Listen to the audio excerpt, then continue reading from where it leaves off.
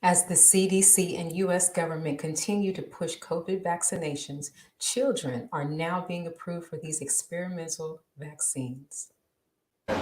The vaccinations for children 12 to 15 years old began today at some sites in Georgia, moving before the rest of the nation, and prior to the CDC's review, the first shots were administered after the FDA expanded Pfizer's emergency use authorization.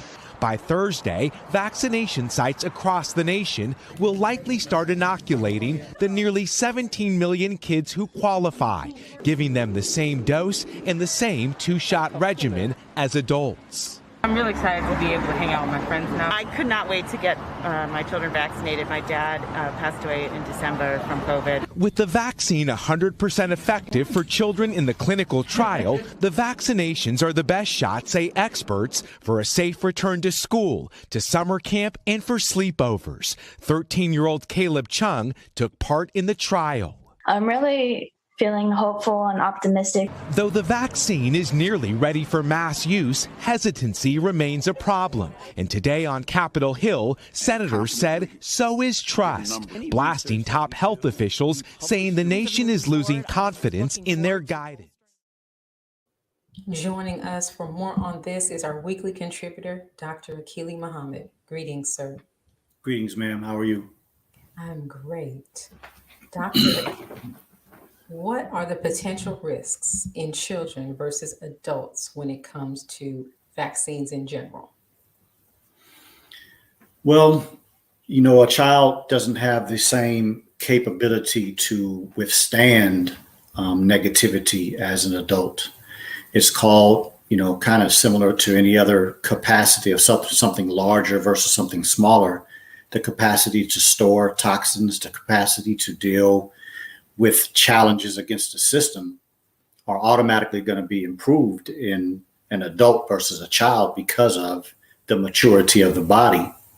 And so even though we're in the midst of a pandemic, I think it's important for us to remember that at the beginning of this pandemic, there was not a lot of talk about younger people being a threat. It was thought that young people were pretty much protected because of their youthful immune systems, but also because most children don't have any comorbidities and other things that we would have to worry about them getting the disease and it furthering into very serious consequences. Now, what are the general medical community's concerns with the mRNA vaccine being approved for children?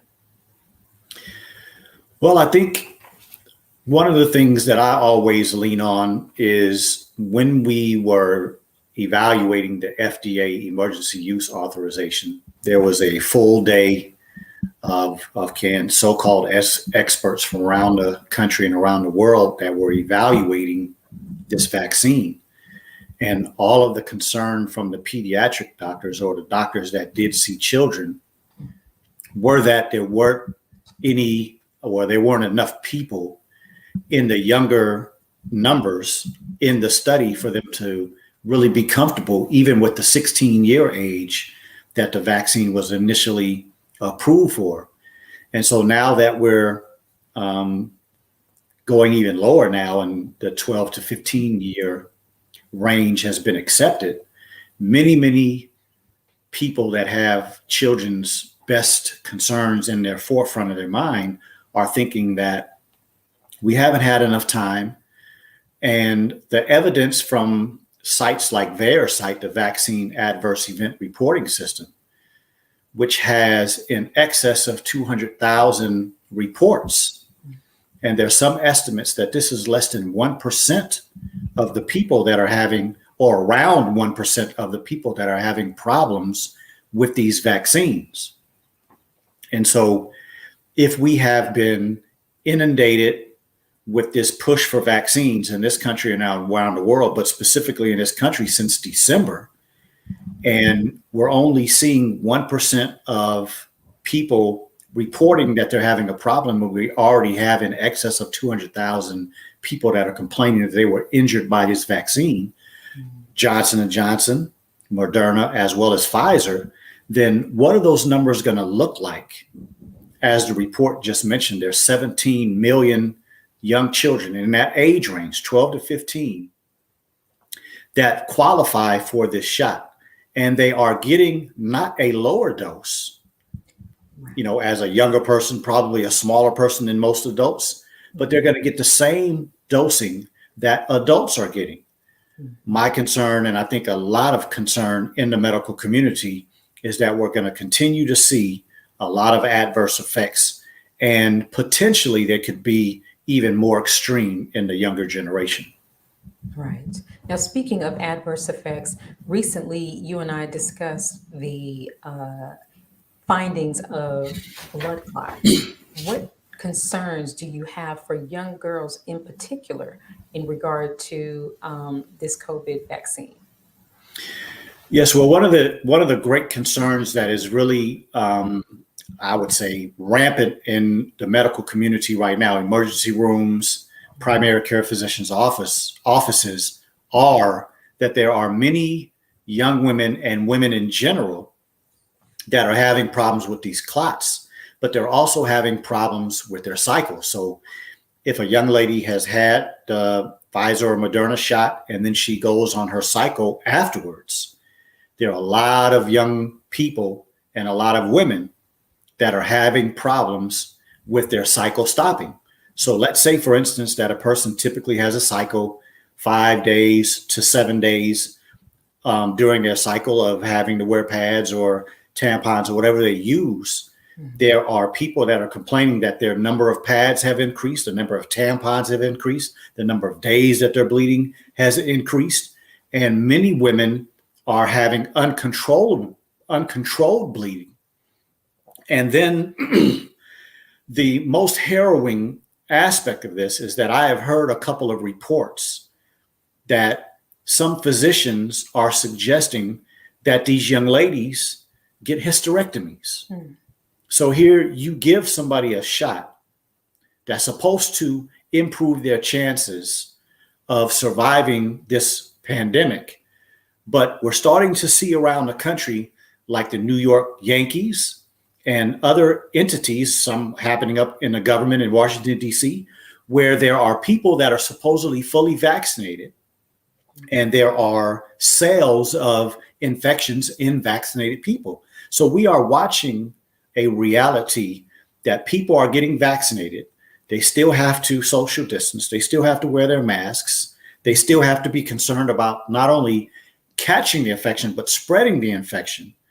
And so a lot of concern is, well, why are we giving the vaccine now to younger people? And then on top of that, why would somebody suggest that a young lady, a young woman, lose her uterus when her problem is the result of a vaccine? Maybe we should slow down. Maybe we should stop giving the vaccine to women for a while until we do some more research. But of course, that's not the perspective that we see coming from those that are promoting the vaccinations. And I think that anybody that takes on that just thought, right? I give you a vaccine, you're going through just a typical cycle, a typical natural perspective that a woman goes through every month. And after the vaccine, things go haywire, and you want to take my reproductive organs out of me because of the side effect of a vaccine. I think that kind of sums up the entire perspective of this vaccination with this pandemic. Yes, sir, it does. I do have a question in the clip, and you touched on it briefly in your response to a previous question. The fact that the vaccines are, the doses of the vaccines rather, are the same for both adults and children. Now, in everyone's medicine cabinet, whether it's Tylenol or some other medicine, there is instructions on the box that says either do not administer to children, or it has dosing instructions for children. And these are the things that we keep at home. Yes. What do you think the potential side effects could be for these vaccines being administered to our children? Well, my immediate response would be potentially dangerous because, as I said a few minutes ago, as the numbers increase with those that are reporting side effects that they're getting from these vaccines, we're about to start increasing the number in younger children. And if their bodies are less capable, which is typically the reason, the example that you give is such a wonderful example, because if you go in somebody's medicine cabinet and they have young children, you might see something that says Bayer or aspirin or Tylenol or naproxen, but you'll probably see something in that household that says children's Tylenol or children's motion, chewable something for a child, right? A different dose, usually a much smaller dose, but yet that's not taken into consideration in this study. And then you have to also look at what that report that we listened to said. It said that the vaccine was 100% successful in the trials. But the question is, what does that mean, right? And we don't have time to go on that today, but my point is that the majority of the public doesn't even understand what that means by 100% effective, because what we're seeing in the public, in adults, there has been nothing 100% effective from a positive perspective. And so I am really concerned. I don't see that there are going to be good results after these numbers start to increase. I think it's going to, the adverse events, the deaths, the number of complications are going to increase in these children, probably at a higher exponential rate than they have with the adults. That's my concern. Now, before we let you go, Dr. Akili, on your Ultimate Wellness group, what will you be discussing on the next episode? Yeah, so today we're having the Ultimate Wellness Group Transformation Testimonial Tuesday, where those that have benefited from that wonderful book that sits behind me, How to Eat to Live by the Honorable Elijah Muhammad, there are going to be some people that are going to come on the show tonight, and they're going to talk about certain conditions or certain problems, maybe even medical diagnoses that they have gotten from a doctor, and how they have had some success and seen some benefits by trying to strictly adhere to the teachings of How to Eat to Live. So please come join us. I think it's going to be a wonderful show, an empowering show. So if you get a chance, come on to The Ultimate Wellness Group on YouTube, or The Ultimate Wellness Group on Facebook. We look forward to having you. As well as we will be also doing Blackstream.live, which is a Black streaming network owned by us. And so it's something that we want to start supporting. So come on and check us out. We'd love to have you. Yes, sir. Thank you as always. And we look forward to speaking with you again next week. Thank you. Appreciate you. Let's pause for announcements from our sponsors. Coming up, Tony Muhammad will discuss with us the government's push for people to be vaccinated. We'll be right back. Be a part of the force that powers truth in journalism. Go to nnvnews.com/donate.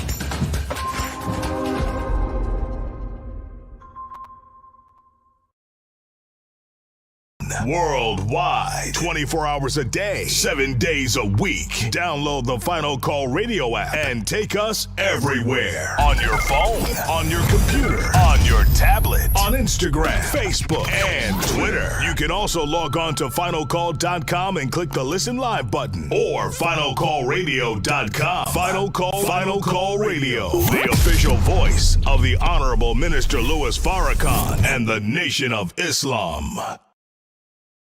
Please share your thoughts with us in the comment section below. Follow us on social media at NNV News, and please subscribe to our YouTube channel at National Network View. I am Anissa Muhammad with nnvnews.com.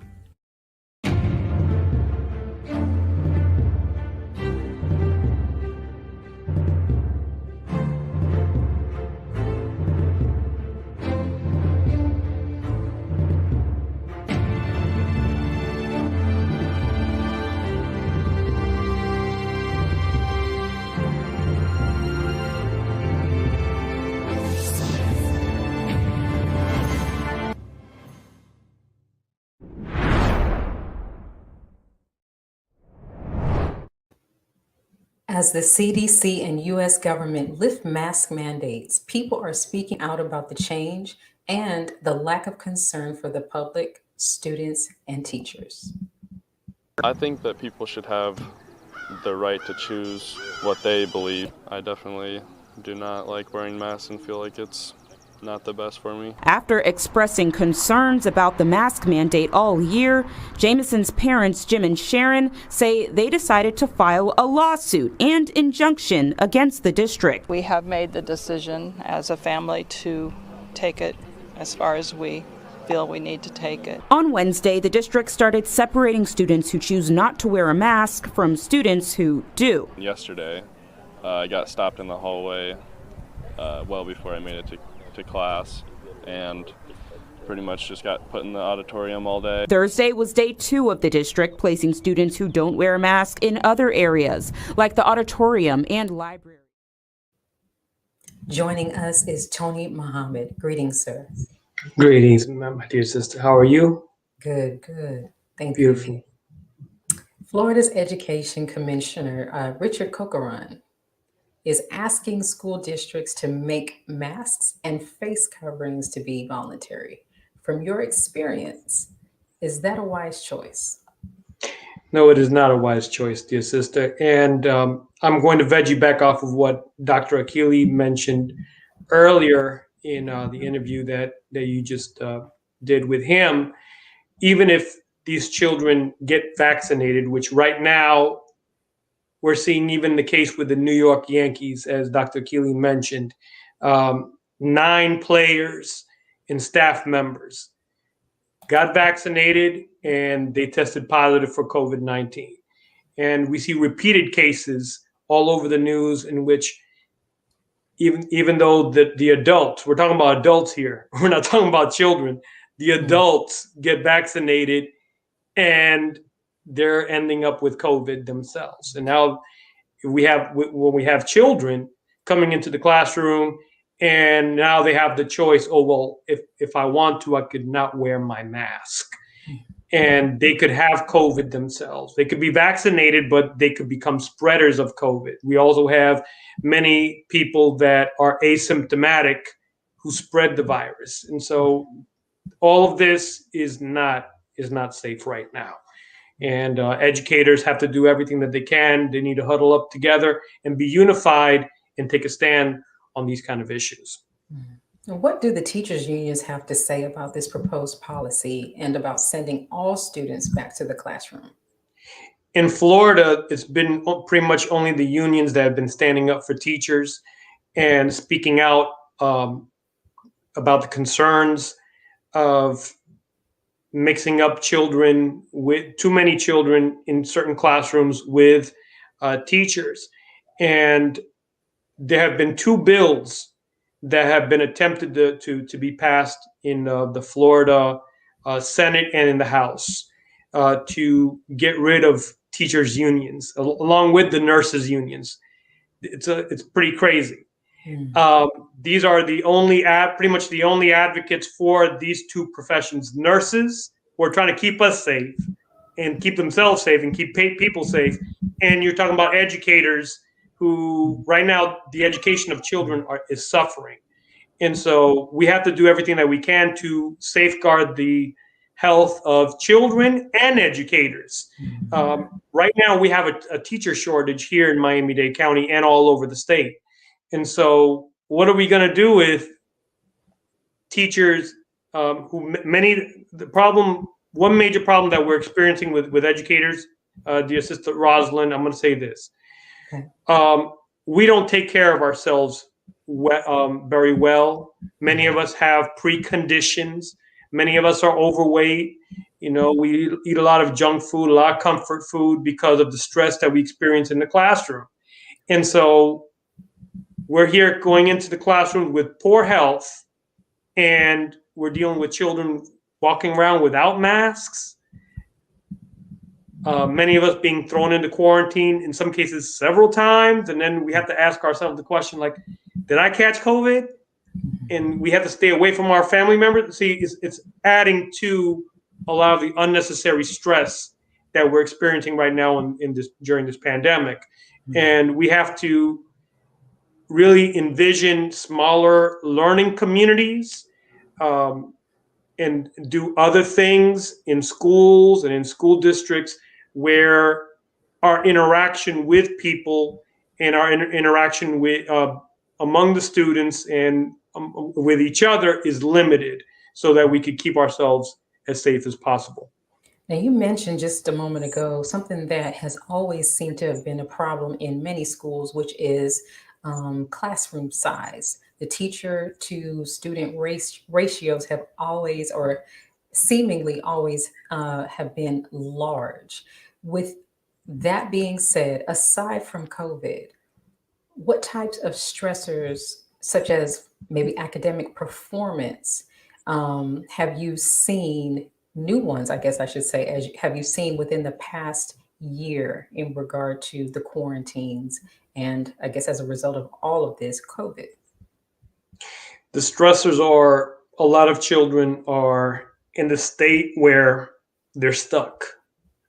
Those that are learning both online and in the classroom. I'll get to that in just a moment. But when we were thrown all into quarantine and teachers did not receive any proper training on how to be an online teacher, we had to deal with situations like that. And children are online at home, oftentimes with siblings, younger siblings. They're at home and like they're paying more attention to their siblings. They're in elementary school. They have to make sure that their siblings are on top of their academics. But while that is going on, their academics are suffering. And so teachers, we were told initially to be sensitive to those kind of things. We should still be very sensitive to those kind of things.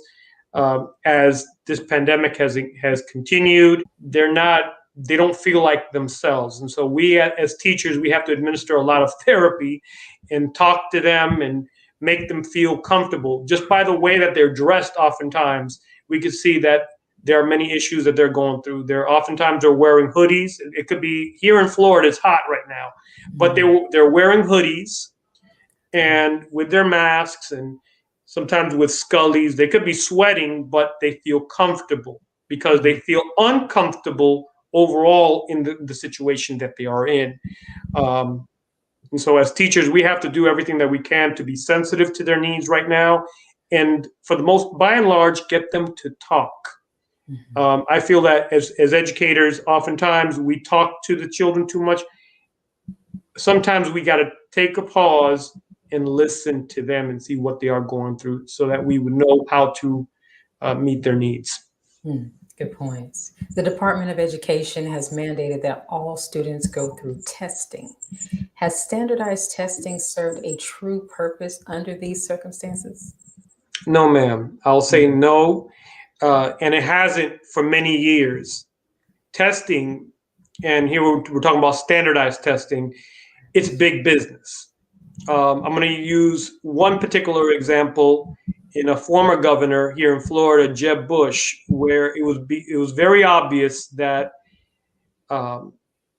there was some side business going on. His family owned, members of his family owned the tutorial programs to what was at that time the standardized exam was known as the FCAT exam. And that was being sold to school districts all over Florida. Every school district purchased those programs. With every governor that has come in, they've put in some new company in place to now create a new exam. And then a couple of years later, a new exam would be created. And so it just becomes big business. We see the problems that a lot of these youth have been experiencing. It's not just COVID, right now during COVID. Their education has been suffering for a long time, where you have teachers that have to hurry up and teach according to a pacing guide, even though they see that students are not keeping up with what they're teaching. But according to the pacing guide, you have to teach this particular subject from this particular time to this particular time, and you need to hurry up. And then, but you have, all these children, they're like, okay, well, I didn't get it. Can I get extra help? The teacher cannot provide much help because now you got to move on to another subject. Because if you get observed by anyone, by the district or by the state, and they see that you're not on the subject according to the pacing guide, then you could lose your job. And so right now, the educational system is not meeting the needs of our children. We really do need an educational system of our own independent education where we can meet the needs of our children. I work for an agency along with the school that I work at where we take very special care of children that are not doing well in school. And then we set up programs and curriculums specifically designed for them to meet their needs. Now, very quickly, what would you recommend for parents to do right now as it relates to children who are struggling with their education? I would say that there are resources available practically in every city and in every state that you have access to. Do as much research as you possibly can so that your child could have access to those resources. Oftentimes, these resources are free. Do the research. And if you can't find any real free programs for your child, whether it be online or physical, definitely do some research on some educational programs that you could afford. And because the investment of your child is the investment of your future. I'll just say that. That's right.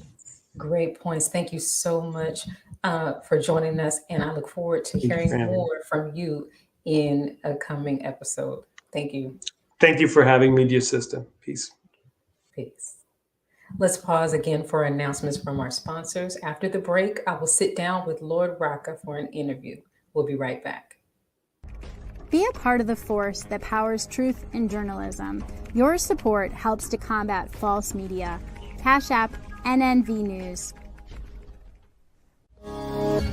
Greetings from National Network View.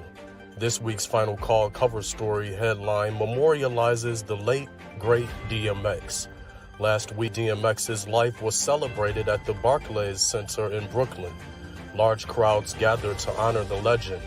They were there to remember a man who wasn't afraid to express his pain with the world. The Honorable Minister Louis Farrakhan spoke via Zoom to the large audience. He delivered words of comfort, wisdom, and guidance to everyone under the sound of his voice. DMX will live on. This FCN volume number 29 edition features the middle page article as a transcript of what the Honorable Minister Louis Farrakhan said at the memorial. To read more, subscribe to finalcalldigital.com and tune in to the all-new Final Call Radio. This is the nnvnews.com Final Call cover report. This is Sister Sajda Muhammad. We are proud to announce that the Sajda House commemorative Elijah coins are finally here. This priceless heirloom, made from recycled copper from the messenger's home, is now available at sajdahouse.com. Please make sure you leave your comments and questions in the comment section below. Follow us on Facebook, National Network View, and make sure to check us out on Twitter as well, National Network View. This is Sergio Gutierrez with National Network View, signing off.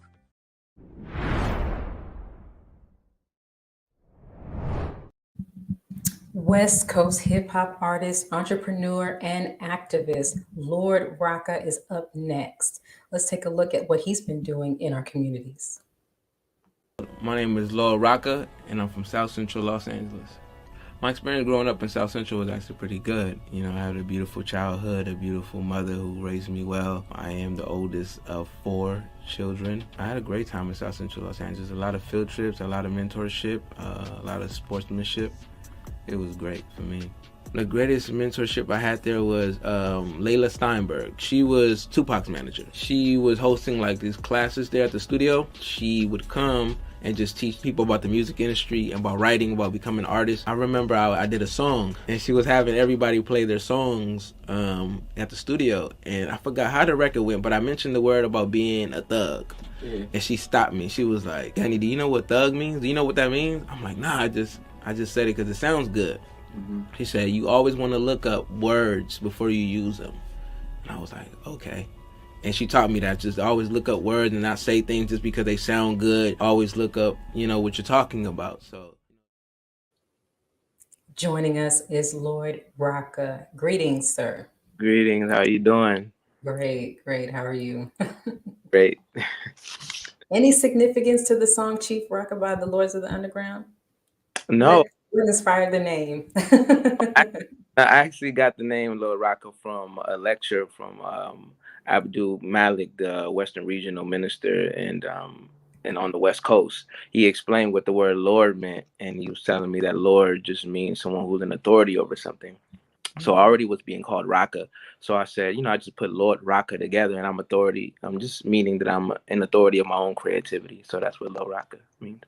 Okay, that's perfect. Yeah. Perfect. What challenges, if any, have you met blending your desire to make music with answering God's calling? I think the challenge is trying to find a way to deliver something righteous and also make it creative. Oftentimes you have artists who are conscious in the conscious community, but they come off what people consider corny, right? It wasn't creative enough. So the challenge is always making able to making the records relatable to the people and not being so preachy and so pressed on them and their faults or what they may do that you don't like. So always finding that niche and that creativity, that's the challenge, and it worked out pretty well for me. Now, speaking of conscious music, sounding corny, there was a time where conscious music, and it might have fallen under the umbrella of neo soul, but conscious rap music in particular was making way in the mainstream media. It has since fallen, I guess, back to underground fanfare. Are you having any issues getting your music out there to the people to be heard? No, because when they build walls, we build tunnels. So what I just did, you just got to study. Every era is different, and you have to find a way to make it creative where you could put a message in your music. Just make it danceable. Dance, there's nothing wrong with dancing. Make it a way where people are going to enjoy it. So I think the challenge for us conscious artists now that the enemy has taken over the music industry and he's the one funding, the negative of hip hop music or any genre, since he's pushing that and he's funding it.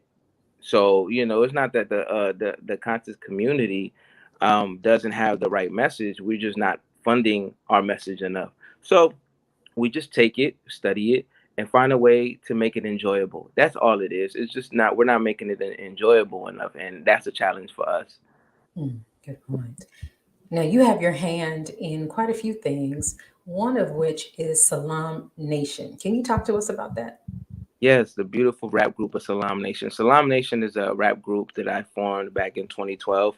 We're out the West Coast, everybody either out of Compton or South Central Los Angeles. And we're all group members in the Nation of Islam. And one day I was just sitting in my living room, with a recording studio, and I was saying to myself, man, I think, I want to start a group. And I want it to be full of members in the Nation of Islam who, again, know how to give you righteous bars, but make you creative enough where you want to listen to it. And Almighty God, Allah just put me around some great, wonderful brothers who can rap and put words together, and we started Salam Nation. Perfect. Yeah. And another thing that you have your hands in, you have a casting business. Is that correct? Yes. Star and Crescent Casting. Yes. Can you tell us a little bit more about what you do there and how you got started in the casting business? Yes. Well, I started in the casting business. I had a friend going to LA Film School by the name of Brandon Woodron. He was from New Orleans. And I met him through a mutual friend, Jessica Black. She went to high school with me. And she was like, I got somebody I want you to meet. And she introduced me to Brandon. And Brandon was working on a short film. And he was telling me how, he's fresh from New Orleans and he would love for me to act in his movie and possible get other people who are in the area to be in the movie too. So I said, yeah, I'll reach out to my friends. So I reached out to a couple of people. He loved how they act. And he was like, yo, I would love for you to work with me as a casting director and just cast for the rest of my films. And I was like, sure. So that was my start in casting. That was 2011. And then he picked back up in 2020. And I started working with him again. And he told me one day, like, man, you need to start your own casting agency. And I said, I think I will. And I put it together, Stonecrescent Casting. Again, Islam plays such a powerful influence in my life. And I just, of course, the star and the crescent just came together as one. And I went with Stonecrescent Castings, and it's booming. And I'm always giving opportunities to Black brothers, brown brothers and sisters that never probably were pursuing acting, but no one really looked at them or never, took their talents into consideration. So I pull them and bring them in front of the camera, and they do great. And that was kind of like my struggle coming up as an artist. Like, I've always wanted to feature with major artists in the industry.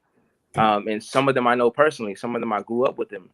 But it seems like once they get in them doors, they never turn back to their community and come back and look out. So I was like, that pain that I had about not being able to reach out and work with them is what influenced me to be the person that I always wanted in my life. So yeah, that's the power and the influence behind Stonecrescent Casting. Now, you have a lot. You're a rapper, an entrepreneur, you have a casting business. Yeah. Are you working on any new music? I saw a freestyle or two. Are you going to be dropping anything in the near future?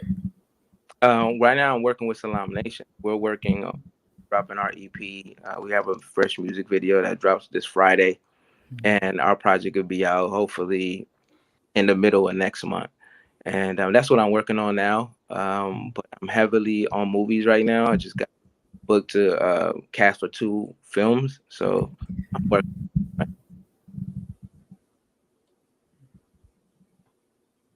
Oh, we lost you. We lost your sound there. Okay, can you hear me? I can hear you now. Okay. Yeah, so I was saying that, so I'm working with Salam Nation right now. We got our EP coming next month. And right now I'm heavy on movies, so I'm casting for 2 films right now. Okay. Yeah. Now, last question. If interested, how can our viewers contact you if they catch the acting bug? So you can contact me at stonecrescentcasting@gmail.com. And also you can follow Stonecrescent Castings on Instagram. Those are the 2 best ways to contact me. Send me a DM, send me an email. I'll always respond. I'm always close to my phone. That's the best. Perfect. Well, thank you, Lord Roka. I look forward to checking out some more music and freestyles from you. I've been all through your page, so I'll be looking and listening for your project coming out this Friday. Most definitely. Thank you so much. I appreciate the love. Thank you. Thanks for joining us today and tuning in to National Network View News. Please share your thoughts with us in the comment section below. Follow us on social media at NNV News, and please subscribe to our YouTube channel, NNV News. This is Rosalind Parks with National Network View News. Good night. Be a part of the force that powers truth in journalism. Go to nnvnews.com/donate.